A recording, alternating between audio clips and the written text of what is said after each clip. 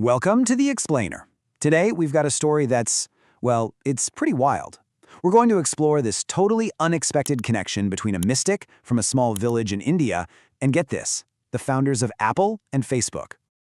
I know, it sounds like a pretty unlikely pair, right? But the source material we're digging into today shows this incredibly deep spiritual link, a link between this revered mystic and two of the biggest tech pioneers of our time. It's fascinating. So here's the thing. Both of these guys, at these make-or-break moments for their companies, they turned to the teachings and legacy of just one man, Neem Karoli Baba. And yeah, their paths to him were different, but their spiritual destination, it was exactly the same. Okay, so who was this spiritual guide? How on earth did he end up influencing the entire course of modern technology? Let's dive in and meet the man behind the legend.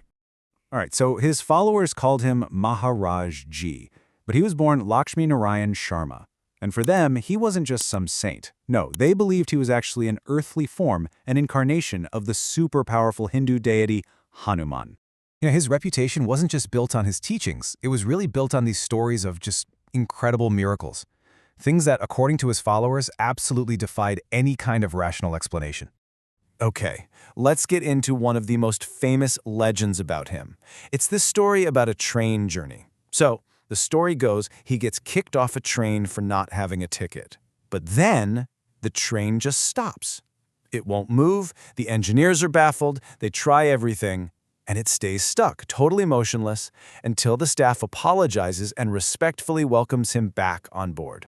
And get this event was apparently so huge, so significant, that they later built a railway station and dedicated it to him. Right there, on the exact spot where the train had just stopped. All right, here's another story about his power. Picture this. There's a huge community feast happening at his ashram. Everything's going great, but then disaster. They run out of ghee, which is clarified butter, a totally essential ingredient. They're in a real bind. But according to the legend, he was completely calm.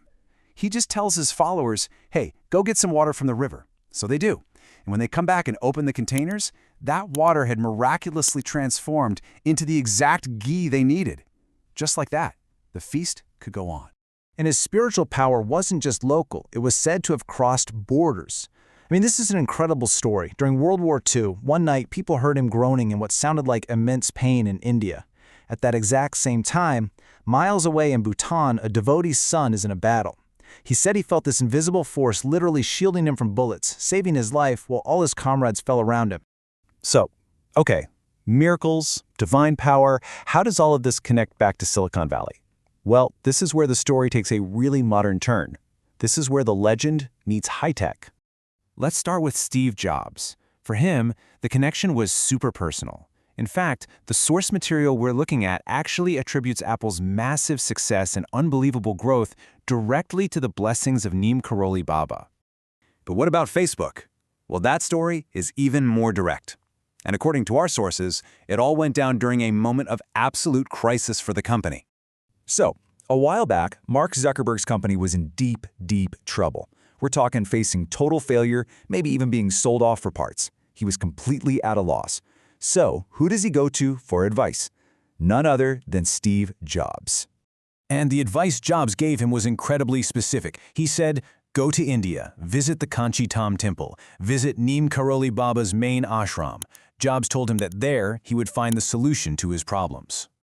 And what's amazing is Zuckerberg actually did it. He followed the advice, he made the pilgrimage all the way to the temple in Kanchi Dham, and even though Baba had already passed away by then, he went and he prayed there just looking for some kind of guidance. And the result? Well, after that trip, everything changed. I mean, Facebook's fortunes just completely turned around. It pulled the company back from the very brink of failure and set it on the path to becoming the global powerhouse we know today. And let's be clear, the source material does not mince words here. It directly credits this spiritual journey and the blessings of Neem Karoli Baba for Facebook's survival and ultimately its massive worldwide success. It's a pretty remarkable story, isn't it? And it really leaves you with a big question. Where does true inspiration really come from? Is it all just about code and business plans? Or maybe, just maybe, is there something else? A kind of conviction, a deep belief that can take a struggling idea and turn it into something that literally changes the world?